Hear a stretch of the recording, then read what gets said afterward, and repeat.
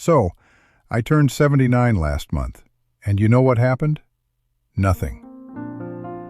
I mean, I woke up, made coffee, checked my phone like always. But there was this weird moment where I caught myself scrolling through old photos, and I found one from when I was 32. I was wearing this expensive suit, standing in front of my first company office, trying so hard to look important. And I just laughed. Because that guy, me, was so stressed about things that literally don't exist in my life anymore. Here's what I wish someone had told 32-year-old me. Most of the weight you're carrying right now, you're going to put it down eventually anyway. The only question is whether you drop it at 45, at 65, or on your literal deathbed. I'm 79. I've already put down most of the heavy stuff. And I want to save you a few decades by telling you what it actually feels like when you stop caring about the things that once consumed you. Not in a depressing way, in the most freeing way possible. Let me tell you about my neighbor, Rita. She's 84. Last week, she showed up to our building's lobby wearing bright purple sweatpants and a Hawaiian shirt that absolutely did not match. I said, "Rita, you look colorful today." She said, "Oh, honey, I stopped caring what people think about my outfits around the same time I stopped caring if they liked my politics. I think I was 73. And then she just walked out to get her mail, like she'd said the most normal thing in the world. But here's what hit me. Rita used to be so different. I've known her for 15 years. She used to change outfits 3 times before going to the grocery store. She'd worry about what the cashier thought of her cart. She'd apologize for existing in spaces. I asked her what changed. She said, "I went to my high school reunion at 72. Most people were dead. The ones who showed up didn't remember me. And the 2 who did remember me, they remembered me completely wrong. They thought I was the mean one. I was never mean. I was the one trying so hard to be nice to everyone." She laughed when she told me this. I spent 50 years worrying about what those people thought. And they weren't even thinking about me. They were making up a whole different person in their heads. That's when I started noticing it in my own life. You know how many people from my corporate days remember me? Maybe 5. And I worked with hundreds. I stressed about performance reviews, office politics, who liked me, who didn't. Last year, I ran into my old boss at a restaurant. The guy I spent years trying to impress. He didn't recognize me. I had to tell him my name 3 times. Your reputation is mostly a story you're telling yourself. The audience is smaller than you think, and they're not paying as much attention as you fear. I'm probably going to embarrass myself here, but when I was 54, I spent $8,000 renovating my kitchen because I thought I needed granite countertops. Not because I wanted them, because I thought they were what successful people had. I literally chose a countertop material based on what I thought other people would think about me. You know how many times someone complimented those counters? 0. You know how many times I stressed about a water stain on them? Hundreds. I have this friend. Well, he passed 2 years ago. But Martin used to say something that I wish I'd understood earlier. He was 91 when he told me this. He said, "You know what I miss most about my old house? The squeaky step. My wife and I were always going to fix it. We never did. Now she's gone, the house is sold, and I'd give anything to hear that squeak again." His house was never perfect. His marriage wasn't perfect. His career had ups and downs.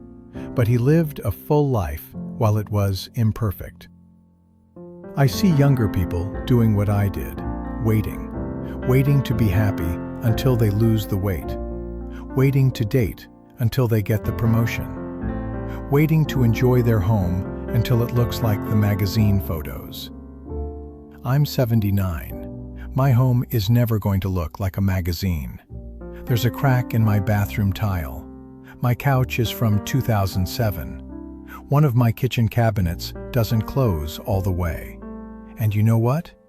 I'm happier here than I ever was in that perfect kitchen with the granite counters. Because perfection is just another word for postponing your life. This one's going to sting a little, so I'm sorry in advance.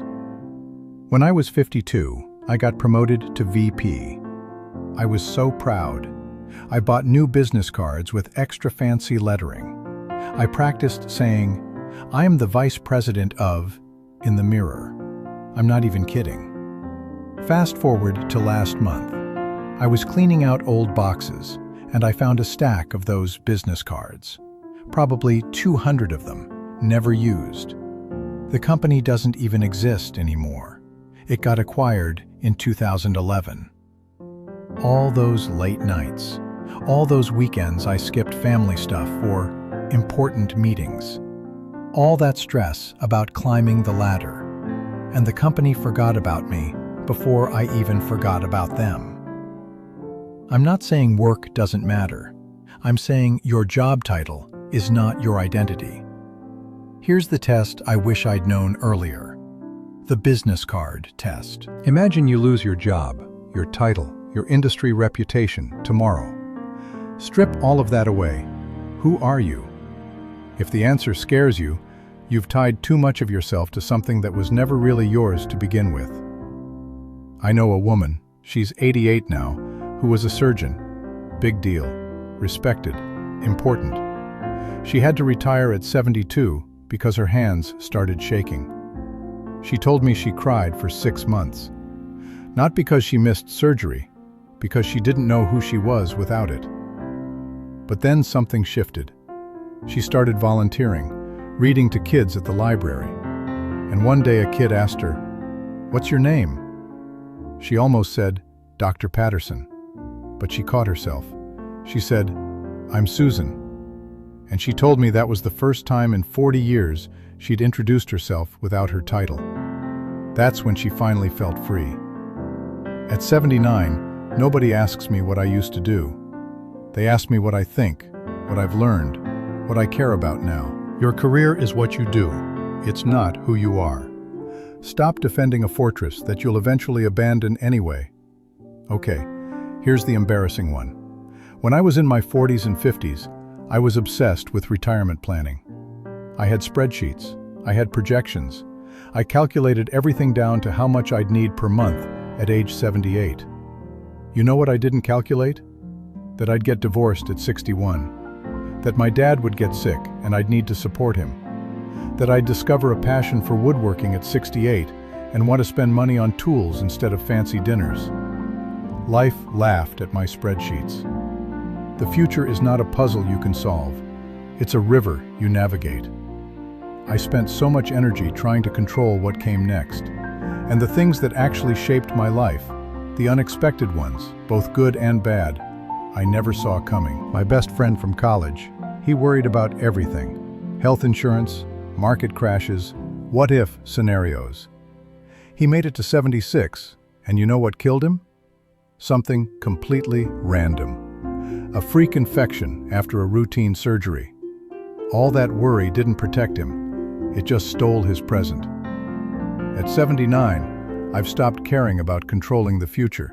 Not because I'm reckless, but because I finally understand. The only moment I actually have is right now. This conversation we're having, this is the only real thing. Everything else is just imagination. I'm 79 years old, and I wish I could go back and tell younger me, you're carrying bricks that aren't even real. The opinions don't matter like you think. The perfection you're chasing is a mirage. The title will be forgotten. The future will do its own thing no matter how much you worry. What matters? Being here, being kind, being real. I know this is the part where I'm supposed to ask you to subscribe, and honestly, I'd appreciate it if you did. If this helped you see something differently, hit that like button. It helps me keep making these. But more importantly, tell me in the comments, what's one heavy thing you're going to put down today? I'll be reading them. We're all figuring this out together. Thanks for listening, and go easy on yourself. You're doing better than you think.